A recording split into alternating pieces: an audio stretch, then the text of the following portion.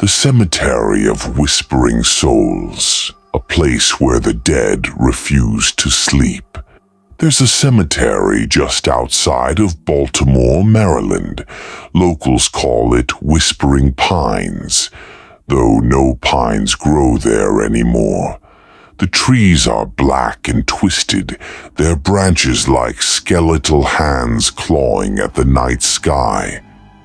Few dare to enter after dark because everyone in town knows once the sun sets, the dead do not rest there. They rise. It began in the 1800s. The land was built over a battlefield where hundreds of soldiers were buried in mass graves, their bodies left mangled, unblessed, unrested. Later, a cemetery was built over the site, but instead of peace, the ground became cursed. A place where every scream, every drop of blood, and every violent death had soaked into the soil. Teenagers who sneaked in at night told stories of hearing voices, soft whispers drifting between the gravestones, calling their names, luring them deeper. Some claimed to see shadowy figures standing just beyond the trees, vanishing when approached. Others swore they saw freshly dug graves that hadn't been there the night before. But the most horrifying tales came from those who didn't escape. In 1965, 3 college students entered with flashlights. Neighbors reported hearing screams hours later, but no one went to help. The next morning, police found their flashlights still burning on the ground, their lenses cracked, batteries drained. The students were gone, never found. Only claw marks remained on the inside of a stone crypt, as though someone had tried to scratch their way out. In 1989, a caretaker named Harold was found dead inside the cemetery chapel. His face was frozen in a silent scream, his hands clutching at his chest.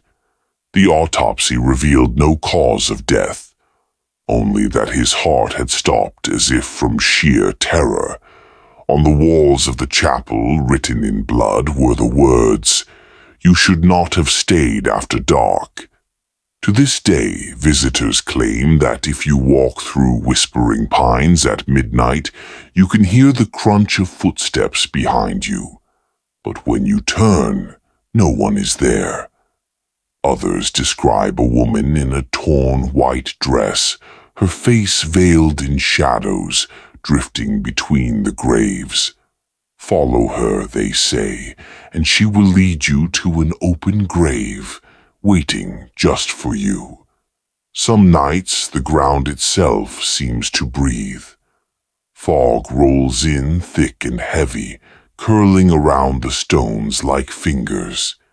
The air grows colder, the whispers louder, until voices echo from every direction, voices of the dead, crying, pleading, sometimes screaming. And if you stay long enough, you'll see them. Pale hands clawing from the dirt, hollow faces rising from broken coffins, eyes glowing faintly in the dark. They do not walk like living men. They crawl, they lurch, they drag themselves toward you with broken jaws hanging open, hungry for company in their eternal torment.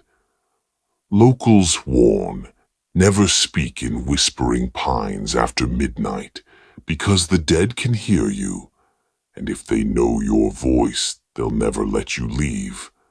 So the cemetery remains, fenced and forgotten, the iron gates rusted shut. But sometimes, on windless nights, the town still hears faint cries drifting across the fields, cries that don't belong to the living, because in Whispering Pines the dead refuse to sleep.